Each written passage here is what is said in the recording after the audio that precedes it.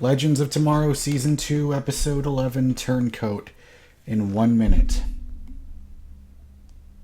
So this episode starts off with Ray and Mick getting annoyed that Mick doesn't clean up after himself, and he goes off and tries to find a rat that he can't find. Until later, they find out that there is a time aberration because Rip just killed George Washington. So they go back in the colonial times, and they find Rip, but then all of a sudden he shoots Sarah. And I was fucking terrified because I didn't want to lose her again, because I was going through goddamn PTSD from the Arrow Season 3 premiere. It's like, oh god, don't let her die, don't let her die. God damn it, not like that, not like that. But anyways, so then George Washington and Mick get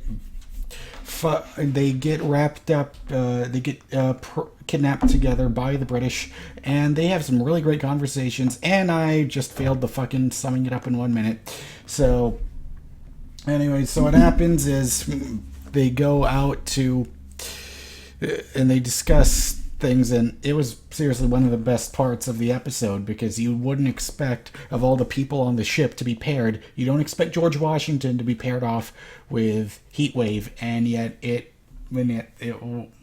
worked out with some very funny lines. Then they ended up saying, you are, he just says, Mr. Private Roy, you are a real American. It's great. And then later on,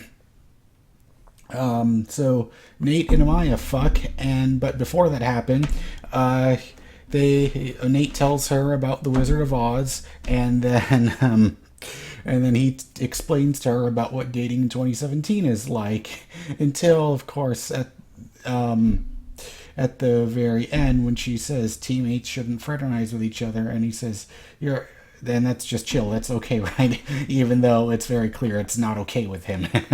So, but before all this happens, Rip tries to tear down the entrance to the Wave Rider, and then he ends up finding Jax. And I think Jax was the real highlight of this episode, because he, while Sarah was dying, being shot at, bleeding to death, she says, Jax, you're in charge.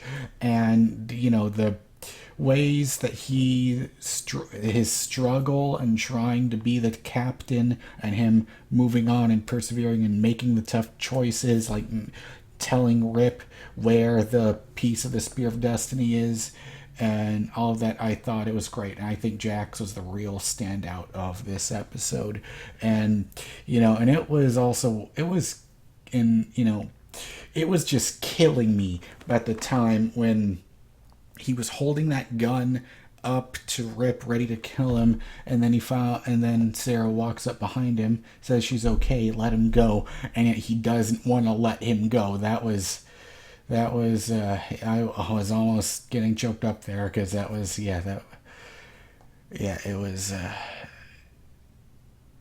some tough shit.